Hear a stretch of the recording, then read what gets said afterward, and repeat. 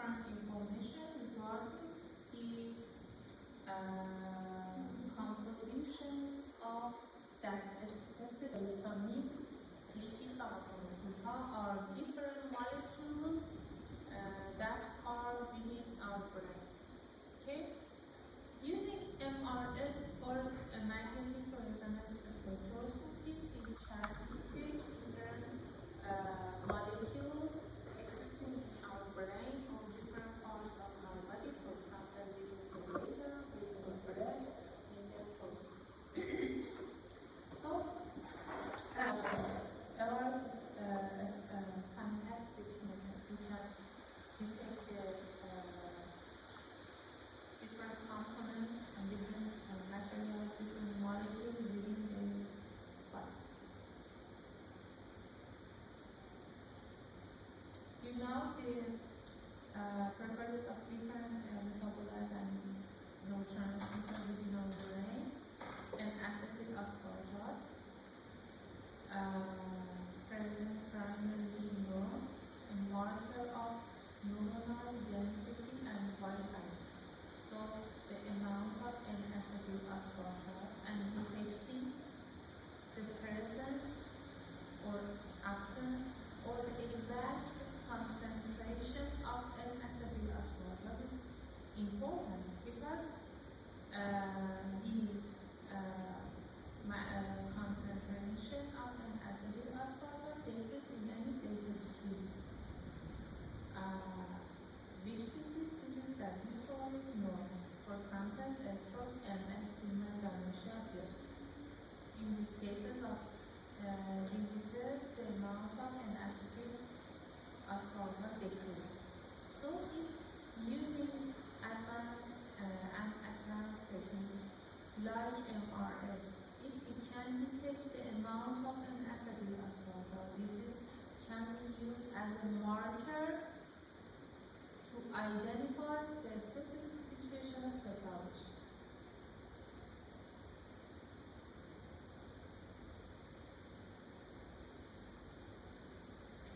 So this is an advanced and fantastic method in MRI. We call it MRS, magnetic resonance spectroscopy, with the abbreviation of MRS.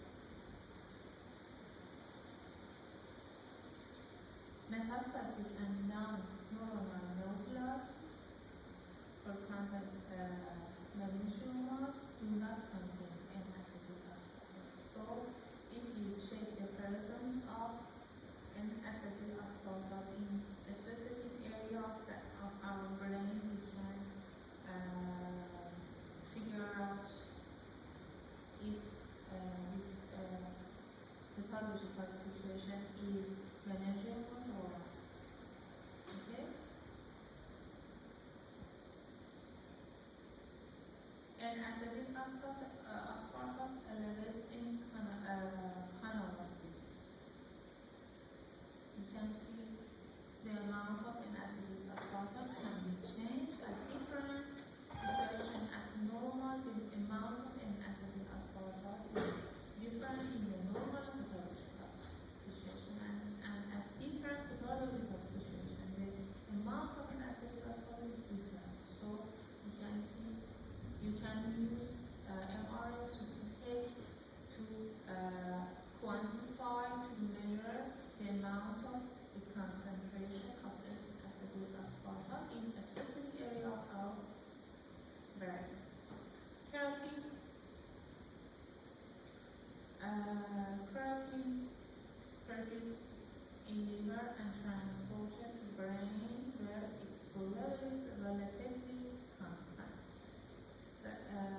Keratin decreases in most brain diseases, absent in metastasis. All of this information are a specific marker to identify the situation of our brain. So, MRS can identify the amount of and the presence or absence of keratin. The output of MRS is a curve like this. Okay, there are different peaks here. For example, you can see the peak of keratin here, the peak of keratin here. If you don't have this peak, you may think of a specific pathological situation. Okay. Another peak of keratin can be seen here at a specific frequency. The horizontal axis is frequency, the vertical axis is magnitude of concentration of each metabolite in all neurotransmitters. Okay? Before continuing this slide, I have a question. What is the concept of this frequency in MRI? I told you the vertical axis, the horizontal axis is frequency. Vertical is the magnitude of frequency. Vertical is the magnitude of frequency. Magnetic field frequency? Magnitude of frequency. Yes, vertical is magnitude of frequency. My question is that the horizontal axis is frequency. What's the meaning of this frequency? I explained it for you in previous session. We had a frequency in MRI. We have a frequency in MRI, specific frequency in MRI. The frequency of magnetic field. The frequency of magnetic field. Magnetic field. Which magnetic field? We have constant magnetic field within the ball. And we have another magnetic field within the RF, radio frequency. The RF B1, we call it B1. The magnetic field within the RF is alternating. We can define a specific frequency for that. Okay? But in the case of magnetic momentum, it defines, and the behavior of magnetic momentum will define a specific frequency, which is called the Larmor frequency. I told you this is a very important concept. The Larmor frequency is very important.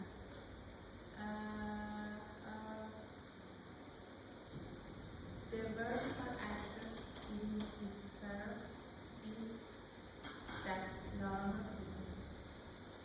As I told you, Larmor frequency equals geomagnetic ratio times Magnetic field. magnetic field. Okay? The external magnetic field is constant. So we expect that the amount of Larmor frequency is equal for all spins within our body. Geomagnetic for hydrogen is constant. B0 value is constant. So if the Larmor frequency equals geomagnetic ratio times magnetic field, so the value of this frequency, I mean Larmor frequency, is equal for all of hydrogen spins within my body. Okay? Based on this formula, we expect that this concept is true. Okay? It's true? It's true? Okay. But the exact definition or concept behind this phenomenon is that based on that formula, we expect that the amount of Larmor frequency is equal for all of the spins within our body, but it's not true because the external magnetic field is not important in that formula. We need to replace B0 with B. What is the difference between B and B0? You know what is B0 is External external magnetic field. But B is the Radial. net vector of magnetic field. What is this net vector of magnetic field? Space within the different molecules makes sense external magnetic field plus magnetic field originating from the electrons orbiting around the nucleus. We apply external magnetic field, it's true, but in spite of that specific external magnetic field, which is constant, has constant value, each nucleus in the atom makes sense another magnetic field originated from the electron orbiting around the nucleus. We know all electrons have magnetic property. We have magnetic property, magnetic field around each electron. Electron has positive charge, electron has a spin, electron is rotating around its central axis. Okay? So, electron can produce magnetic field. Each nucleus in the core of atom makes sense two magnetic field. Magnetic field from the external magnetic field plus magnetic field originated from electrons orbiting around the nucleus. So instead of that zero, we need to use B. Larger frequency equals geomagnetic motion times B. B is a net vector between two vectors of magnetic field. You can see this picture. This is external magnetic field. The red point at the center of this picture is nucleus. The blue one is electrons rotating around the nucleus. But these electrons can produce magnetic field. And nucleus can make sense that magnetic field. So nucleus is exposed to two magnetic fields. External magnetic field and magnetic field produced by orbiting electrons. The situation of electrons around the nucleus is specific for each chemical structure.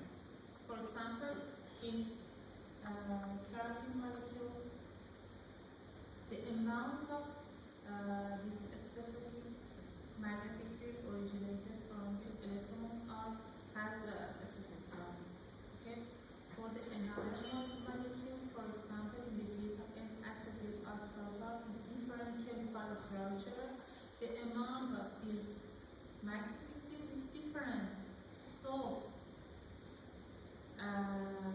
at different chemical structures, the final magnetic field sensed by nucleus is different. So, the normal frequency is different for hydrogen, but in the different chemical structures. So, the final signal generated by the hydrogen spin in different chemical structures have different frequency. We can detect this frequency by magnetic resonance spectroscopy.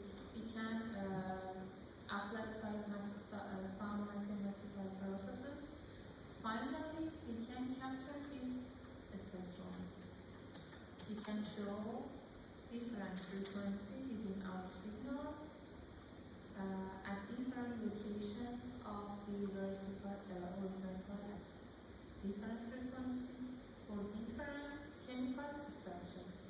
Different frequency for different hydrogen species at different chemical structures. So we can show them at different locations in the horizontal axis and the amount or concentration of that specific chemical structure, for example, choline and acetylphosphate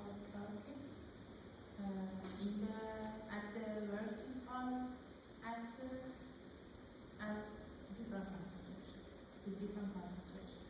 The vertical axis demonstrates the magnitude or concentration of different chemical structures with different frequency. Did you understand the concept of MRS? So you can find different frequency corresponding different chemical structures, the presence or absence of this neurotransmitter. When I say different chemical structures, I mean different molecules within our brain, for example, keratin, nucleic acid, and so on. We can evaluate the presence or absence of these molecules. It's very important. These are diagnosis markers. We can assess the pathological situation of our body. We can assess if that specific area of the body is normal or having pathological situation. These are very important, and the concentration of each different molecule within our brain, specifically in this picture, can be found using vertical axis. We can determine the value or concentration of different neurotransmitter or metabolites. Very fantastic.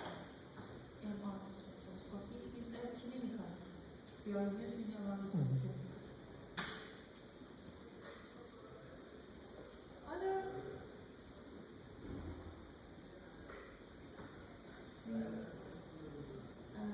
Talked about keratin. Keratin produced in liver, transferred to brain. They present in most brain diseases, absent in metastasis. Choline measure constituents of cell membrane, elevated in diseases with high membrane term, ischemia, demyelination, tumors, inflammations, myomucil, and with abbreviation of MI. Glucose-like metabolites found principally in astrocytes, which regulates cellular volume. Very important factors in our brain. Elevated in neonates, dialysis, acute demyelination, and other diseases. Decrease in many chronic process destroying astrocytes, ischemia, and demyelination. Okay? Glutamine, we can measure a complex of these two neurotransmitters because the concentration of each neurotransmitter is very low, so we can't detect separately. We have a complex, we call it GLX, with the abbreviation GLX. You can see the location of GLX here, GLX. These are important neurotransmitters within our body. Serotonin is the major excitatory neurotransmitter in our brain, released by neurons. Increase in hepatic encephalopathy and many acute brain diseases. Stroke, demyelination, epilepsy. Lactate, with the abbreviation of LAC, not present in normal brain. If you see the peak of lactate on the spectrum, this means that there is a malignancy. It's a very serious level. yes, significant factor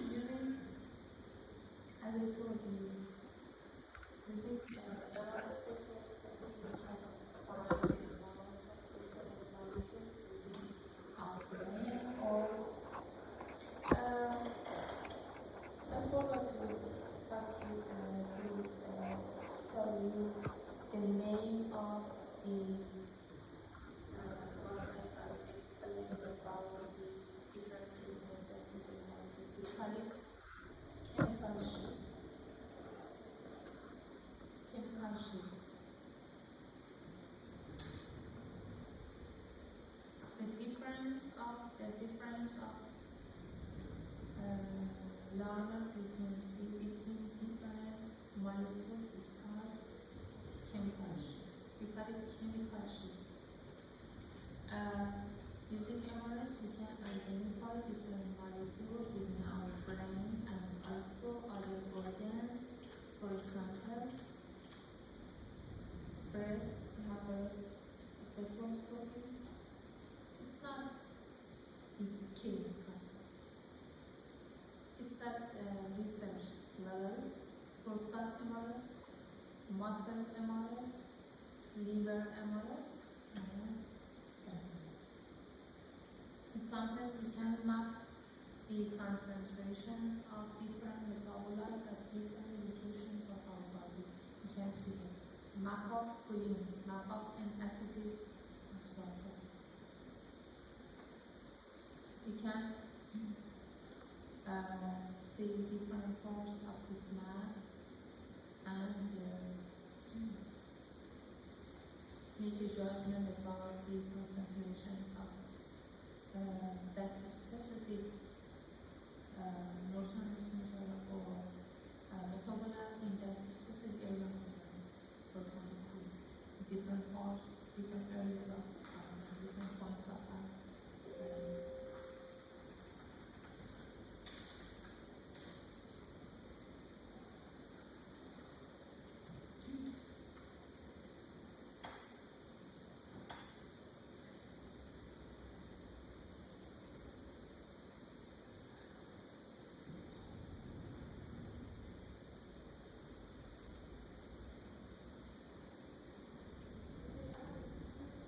We have another advanced method in memory, we call it DWI.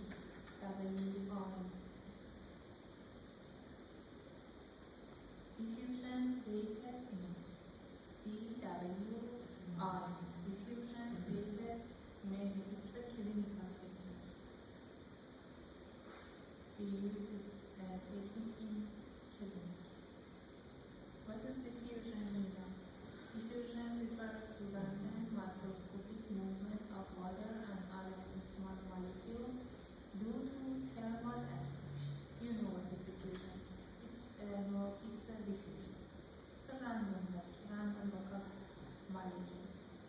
What is important is that the diffusion of water molecules changes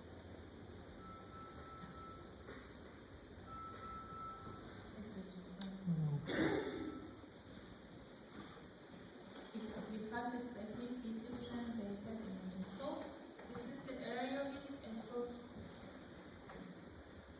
This is qualitative image. Qualitative image based on signal intensity. This area is brighter than other area. This area is stroke area. You can see the different colors. In the case of stroke, all times almost physicians already develop because they can find the location of the stroke using the DWI. So they already develop.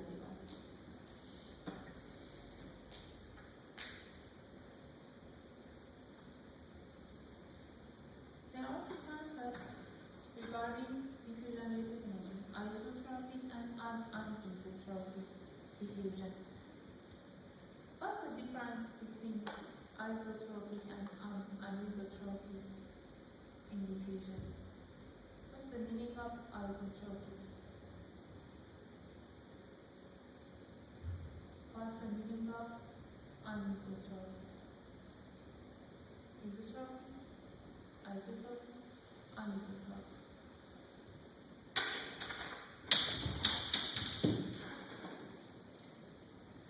If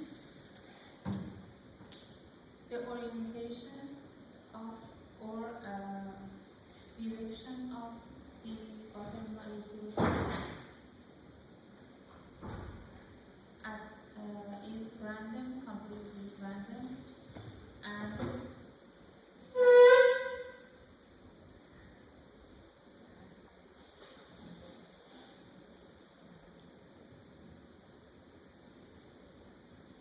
if there is no specific direction for the diffusion and the diffusion is completely random. In this situation, we call it isotropic. For example, this is an isotropic diffusion.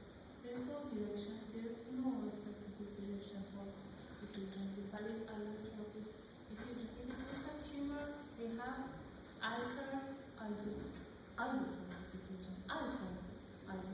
diffusion. The amount of diffusion changes, the final signal intensity changes. You can see the tumor area, for example, brighter, okay, in the final image. But the nature of this diffusion is isotropic. There is no specific direction for matter molecules to move along. But we have anisotropic diffusion, where we have anisotropic diffusion within our brain, for example. Can you tell me a location of a specific tissue within our brain or our body containing anisotropic diffusion matter molecules? Muscles. Muscles and in our brain.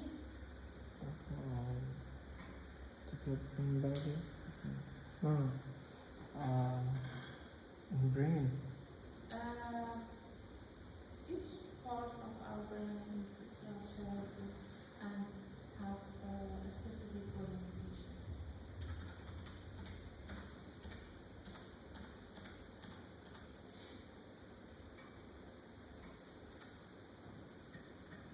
This is a DW image of non-isotropic image, isotropic structures. Which structures has within our brain? These are all the gyruses, the nerves and everything. The nerves, which parts of the nerve? Or neuron? Which parts of the neuron Then is a structure with a specific orientation? axons. Yeah, axons. Axons. Yeah. Yes, axons. The diffusion of other molecules along the axis is more than other directions. Okay? For example, other than across the axon, then molecule is moving along the axons, because the structure of axons is specific. It has a special structures, a special orientations. If we can find the value of diffusion and the direction of diffusion using the eye, we can find the direction of axis. I will repeat this concept. If we are able to find the magnitude and the value of diffusion and the direction of the diffusion, we can find the direction or orientation of the axons. Did you understand?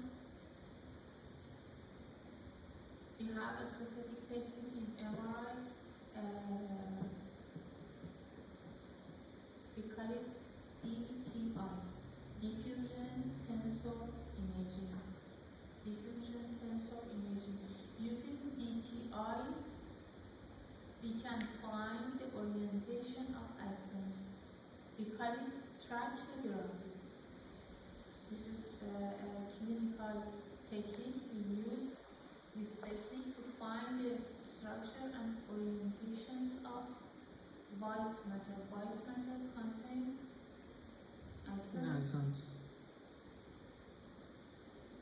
So, we can use DTI or tractography to find the orientation of axons. We call it tractography. It's very fantastic technique in MRI. In some cases, for some situations, for example, in the case of trauma, physicians or DTI or tracheotomy, they want to evaluate the situations of different tracts within the patient's brain. It's damaged, okay, in trauma. That's such situation like this.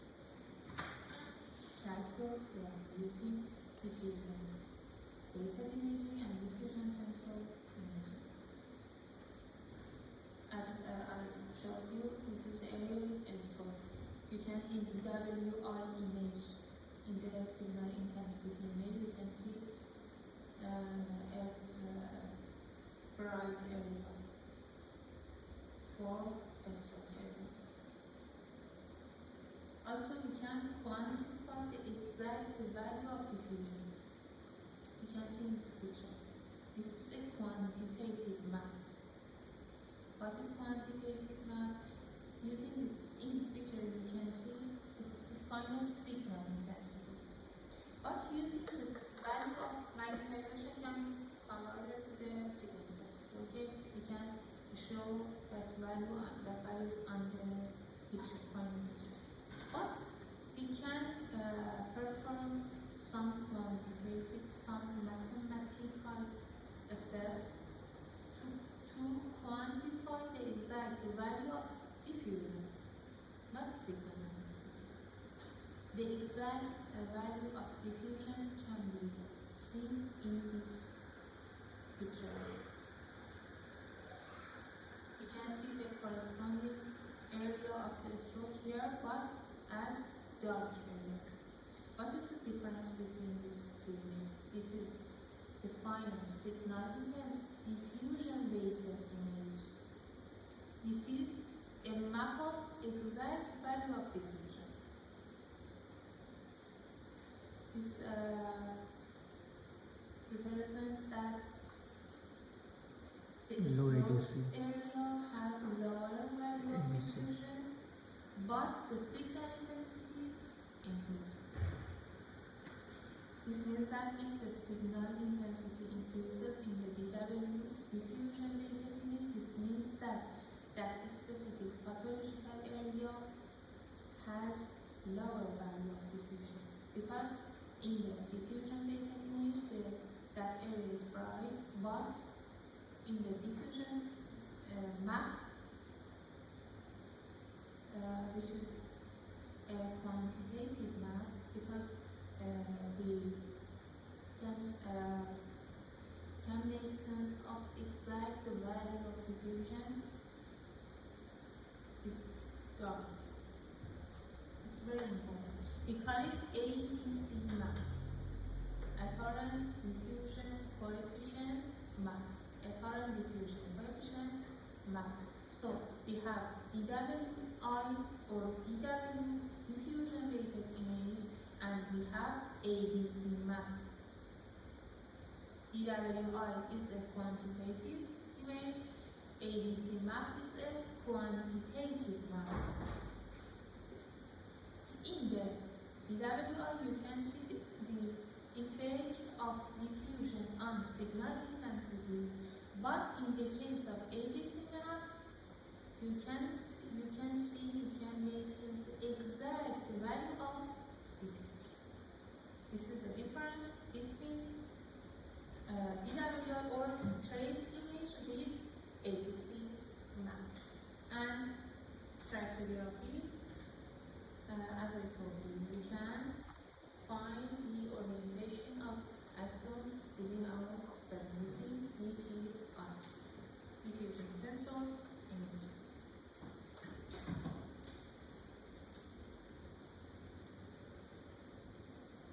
Here you can see nucleus as a birth area in DWI. The amount of diffusion decreases in nucleus. So you can see as birth area on the final image on DWI. Abscess can can be seen as bright area because the amount of diffusion decreases in abscess. The amount of water molecules, the diffusion of water molecules decreases. So you can see it as bright area in the final image, in the CE&PWI. Toxic metabolic emanating area here can be seen as bright because the amount of diffusion decreases. Go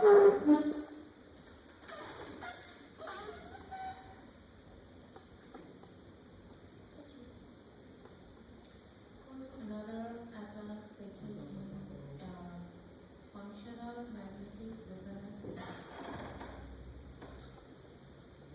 Have you heard anything about fMRI?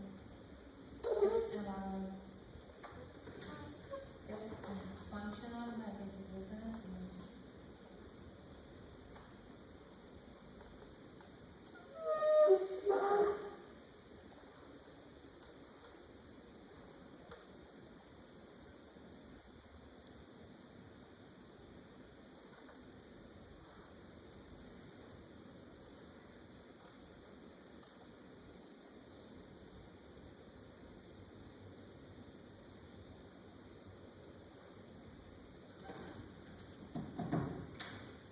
You don't know anything about fMRI?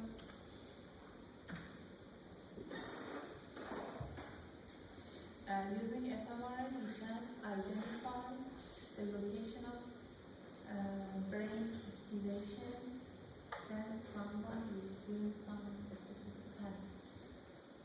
When we are looking at something, occipital area of our occipital lobe of our brain is activated. Okay? We can see this activation using functional magnetic resonance imaging. The term functional MRI usually refers to the imaging of brain activation using various MRI techniques.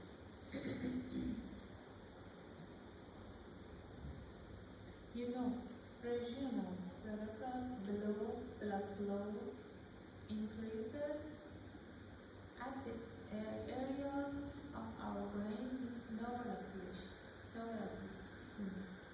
When we are speaking, when we are thinking,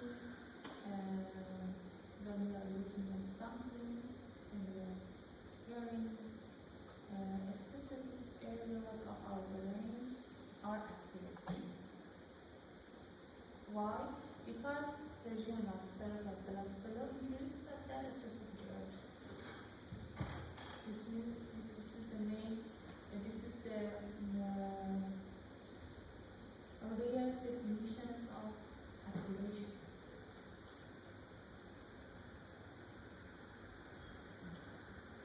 When regional cerebral blood flow increases at specific areas of our brain, it can affect on the final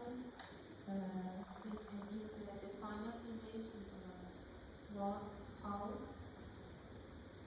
it can change the signal intensity. It can change the net magnetization. It can change the magnitude of net magnetization. So it can change the signal intensity. If the signal intensity changes due to something, you can see that effect on the final image. If I'm doing something, specific areas of my brain is activated, the cerebral blood flow increases in that specific area, and the magnetization, when we capture the brain at that moment, when someone is doing something, because the altered regional cerebral blood flow can affect on this magnetization in MRI and signal intensity in MRI, so you can find that location.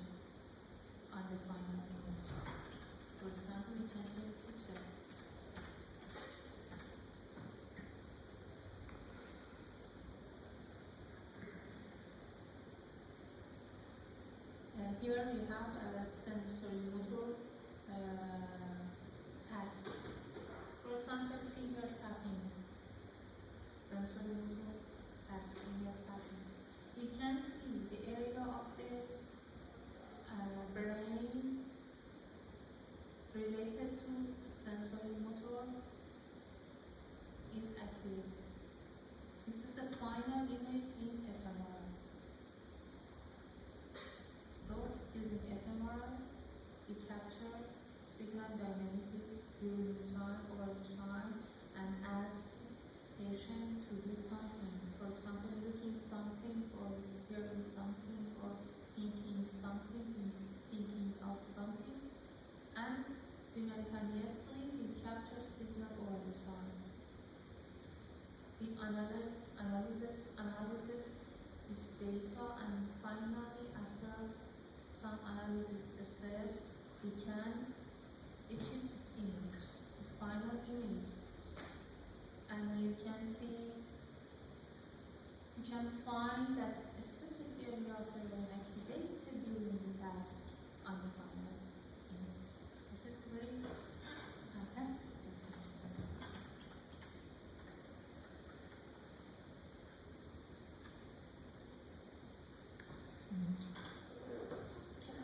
How can this blood flow affect on signal intensity? Because changes in local value of oxygenation and oxygenation of hemoglobin has iron. Iron is a paramagnetic material and can affect on magnetic field. They can change the magnetic field. So, by this manner, by changing the magnetic field, the final signal intensity can be changed.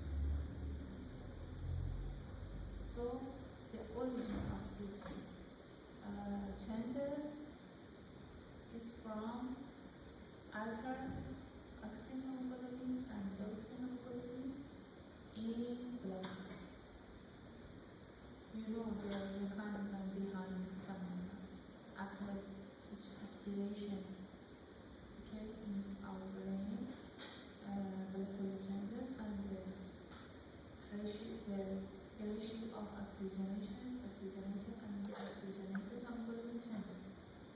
These are paramagnetic. These are paramagnetic to oxygenated and deoxygenated hemoglobin has magnetic properties. We can change, we can discern the external magnetic property, so can affect on the final signal intensity.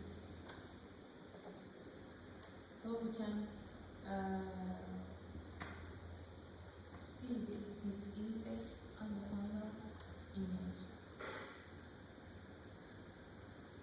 As I told you, we ask the patient to do something in a period of time. For example, we have block design task like this. Ask the patient to do something over the time successfully. But you can see in this block, we call it a block of task. Finger tapping for example 2 seconds.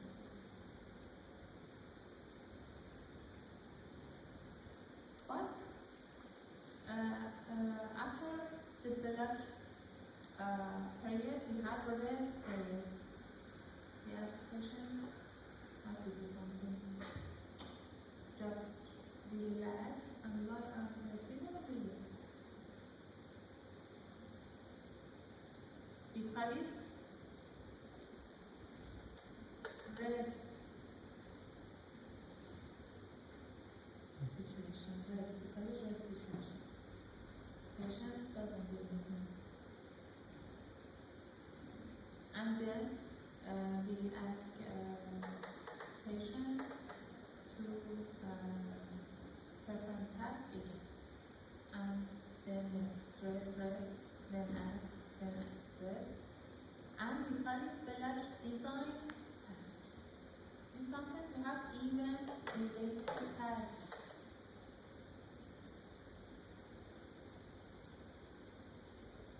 There is no specific pattern regarding event-related tasks.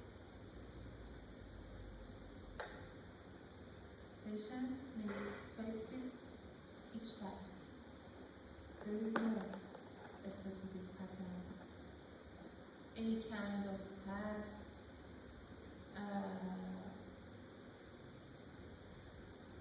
and at each time point, patient may be asked to do something to that. There is no specific pattern in event-related tasks.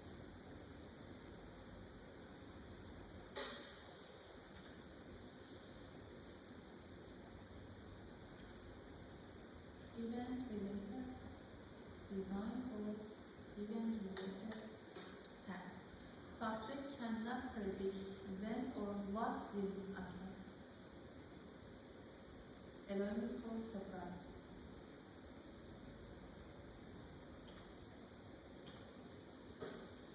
Sometimes physicians want to find the location of sensory motor individually, specifically for each patient.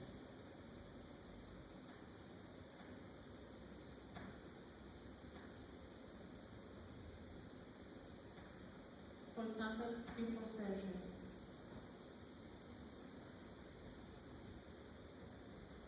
we can ask physicians order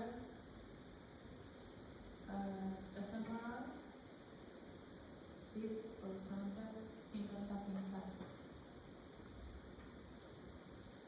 Patients go to the MRI department and they capture FMRI from that brain. Okay? We ask patient to do some sensory motor test, for example, finger tapping, and we capture the signal from the brain dynamically. We can find the location of sensory motor specifically for that patient before surgery, like this.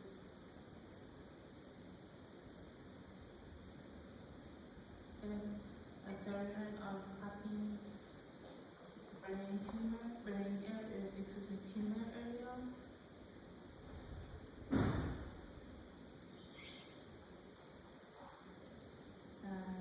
take care of that specific area. Okay, mustn't cut it.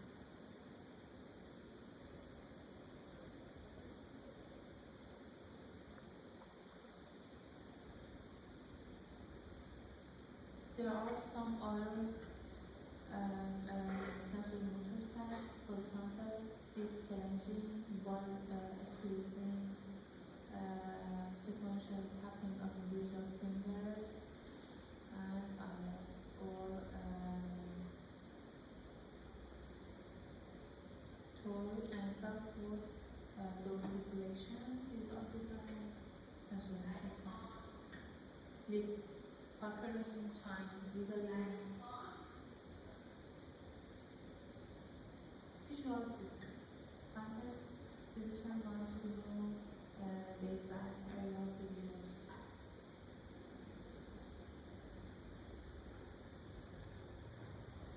In this case, we use checkerboard rings and ask patient to look at the checkerboard rings and capture signal dynamically from the brain of that patient. Finally, we can have this image. Occipital activity. Because during the data acquisition, patient was looking at the checkerboard rings. Okay? Language testing, phonology paradigms, and semantic paradigms. In the case of phonological paradigms, we can find the purpose area. What's the task, silence, word generation is used for finding the phonological area or broadcast area. Silent word generation. What is silent word generation? Subject is shown a letter, for example, E, and over the next 5 to 10 seconds is asked to silently think of as many words as possible starting with that letter. For example, baby, bed. Okay, you can see the broadcast area in fMRI. Semantic programs to find the activation of Wernicke's area. What's the task which is used to find Wernicke's area? Here you can see sentence completion, true, false statements, reading comprehension, listening comprehension, visualize on the scanner, and we want to do something. For example, sentence completion, true, false statements, reading comprehension, listening comprehension, and we capture signal areas over the brain, and we can achieve this image. This is the final image, which is ephemeral. You can see the areas of the brain regarding the Wernicke's area. So we capture data from the past and rest periods. We execute some mathematical processes, and finally we can achieve the image, final image.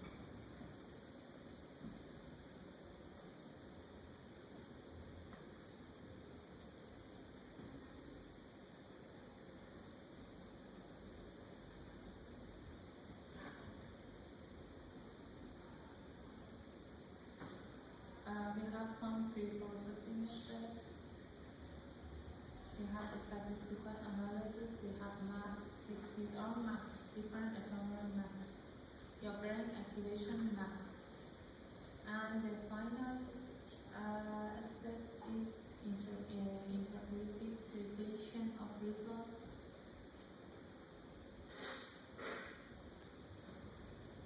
Which is very important step. And the final issue is regarding the PWI.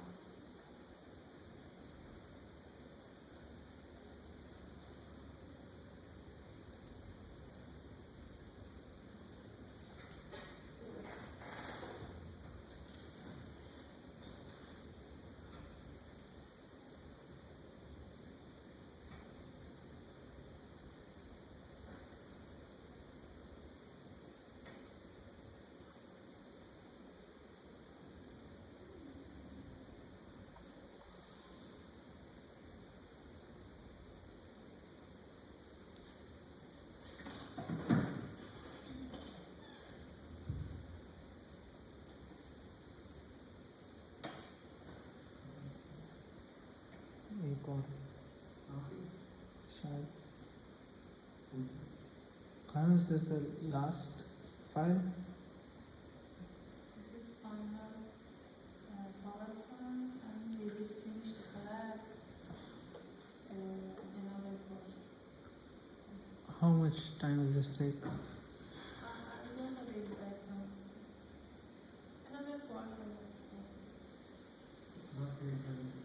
हाँ बस फिर because we will have to ask for the service, bus service. No, we can get it earlier if I know when we can finish. So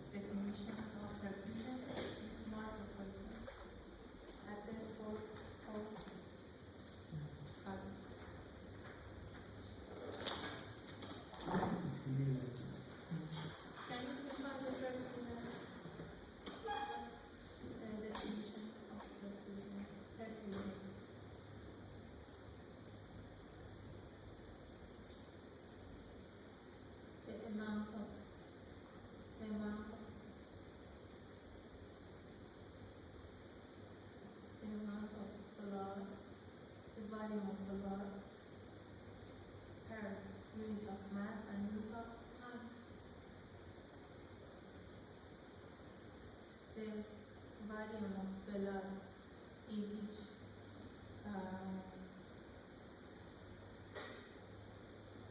tissue, okay, of our brain.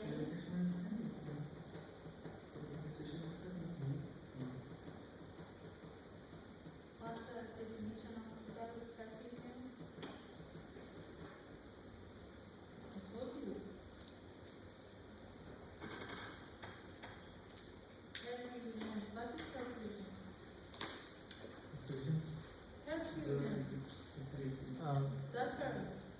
When the What is perfusion? You don't know? like no, we know, but not the exact definition. Flow of liquid from one space to another through some pores. Yes. Basically. Flow of blood in per mass unit mass of tissue. It's called perfusion. It's very important marker to assess the pathological or normal situation of our body. The perfusion value changes in pathological situation, you know. Okay? In the case of tumor, the amount of perfusion increases because the demand of cells or tissues to blood increases. Okay? In some situation, the perfusion decreases. For example, in a stroke situation, the amount of perfusion increases or decreases. In a stroke, decreases.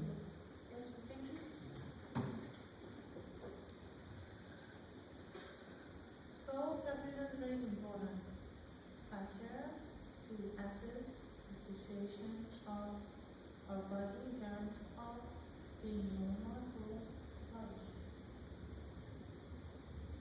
We have an advanced technique in MRI, we call it PWI. Using PWI, we can find the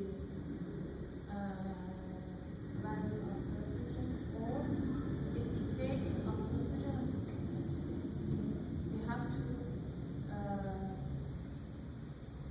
main category of imaging: quantitative imaging, qualitative imaging, or not. What is quantitative and qualitative imaging? Then we are seeing the effect of the specific parameter in our brain on the signal intensity. We can see the changes in signal intensity in different situations and different organs. And in the case of quantitative image or map, we can find the exact value of that parameter as a map, as a quantitative value, not qualitative. In the case of PWI or contrast enhancement, we have two types of what I told you. Two types of image, qualitative and quantitative. Contrast enhancement, CE&PWI, or perfusion weighted imaging. In the case of contrast enhancement or perfusion imaging, we need to inject gadolinium-based contrast agent. Do you know what is contrast agent? What is contrast agent?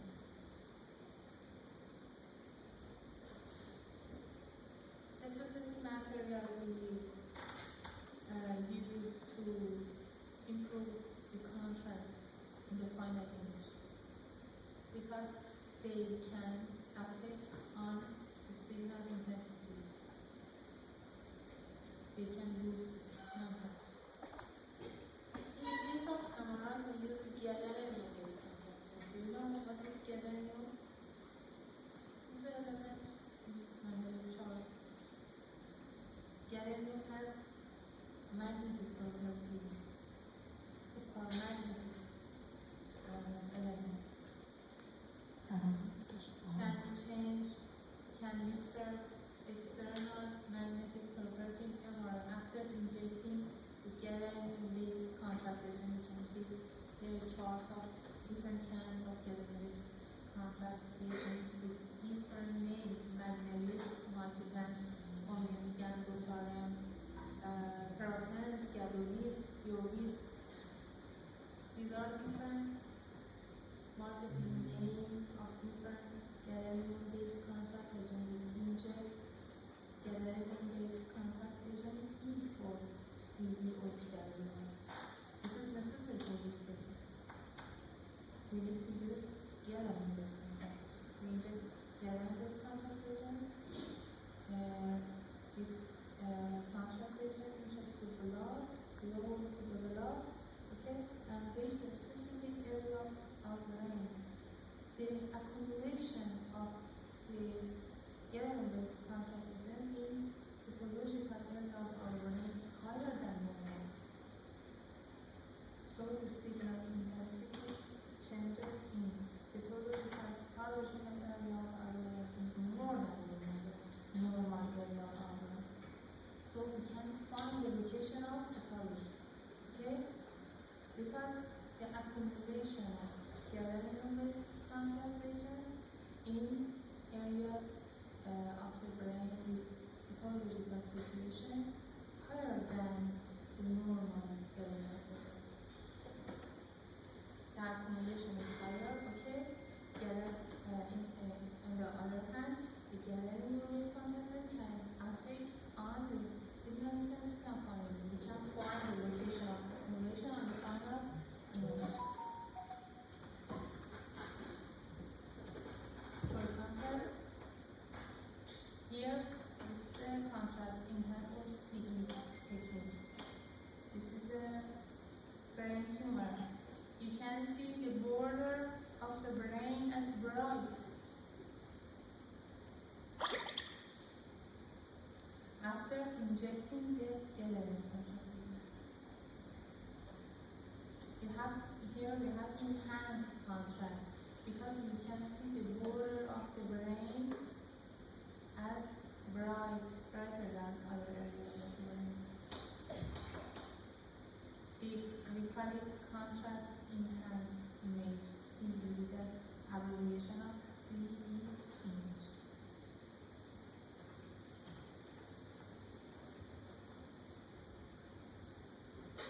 So we use gadolinium-based contrast agent.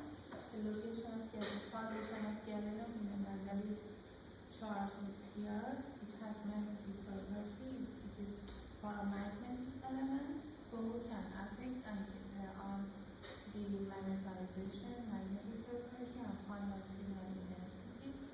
It can disturb the magnetic, external magnetic field, so can affect on the final image and the location of the accumulated contrast. Accumulation of gadolinium-based contrast agent can be found on the final image. We inject contrast agent over the time and we capture image dynamically over the time simultaneously. That fMRI, we ask patient do something and we capture the image dynamically. In this case, we inject gadolinium-based contrast agent into the body and capture images over the time or dynamically.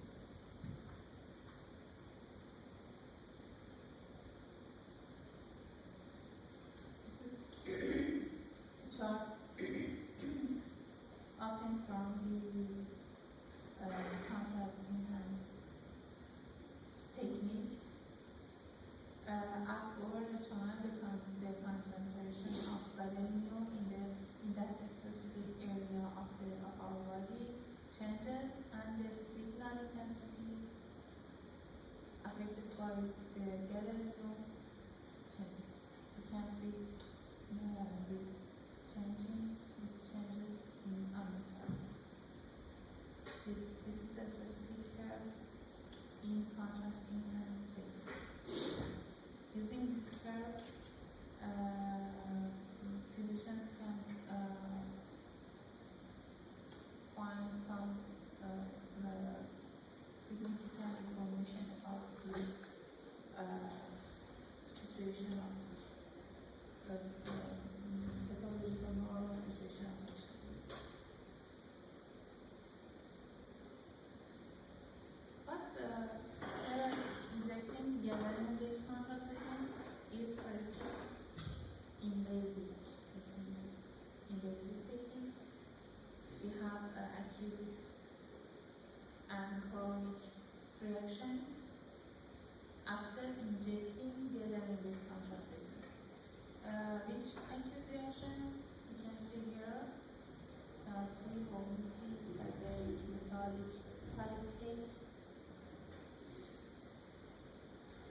patient side discomfort, worms, dizziness, and something like this. These are acute reactions for patients, and for chronic effects, the most famous of the chronic reactions together comes nephrogenic systemic fibrosis (NSF). Patients with renal failures can't use gadolinium capacity due to NSF. These were fatal effects, dangerous.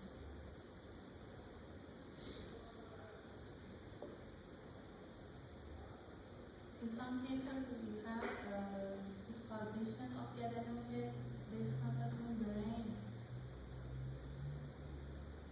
So, gadolinium depositions are invasive due to chronic and acute reactions. In this picture, we can see the symptoms in MS patients with MS after injecting gadolinium with contraception. Painful joint contractures. This is fatal disease. Skin thickening. Fibrosis in multiple organs, including the lungs, liver, muscles, heart, can be seen in the case of MS. Patients with renal failures after injecting gadolinium with contraception.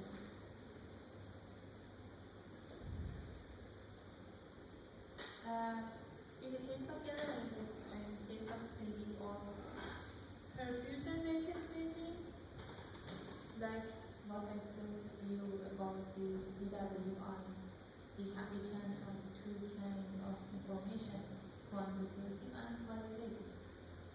Under qualitative image, we can see the effect of gadolinium on final intensity with different grade level for pathological areas of the brain. For example, here, this is qualitative image, but we can determine and calculate the perfusion value as qualitative image. You can see the amount of blood volume, for example, here as a map. Here we have blood volume map like this. These are the same map. So in the case of perfusion-rated imaging, we can create a map of quantitative value, for example, perfusion, blood volume, or other parameters regarding the perfusion of blood in our body. Here you can see this is quantitative map, quantitative image, and the accumulation of gadolinium can be seen in this area. But these are qualitative map. Different forms. So for example, here you can see the map of blood volume. Here you can see a map of cerebral blood flow. These are different techniques in perfusion. For example, dynamic susceptibility contrast, dynamic contrast enhancement, or ASL. Different techniques. We have three techniques to quantify perfusion contrast. These are different techniques with different purposes, but the output of these techniques is a map of quantitative value of perfusion. For example, blood flow, other parameters regarding your perfusion. That's it. Thank you.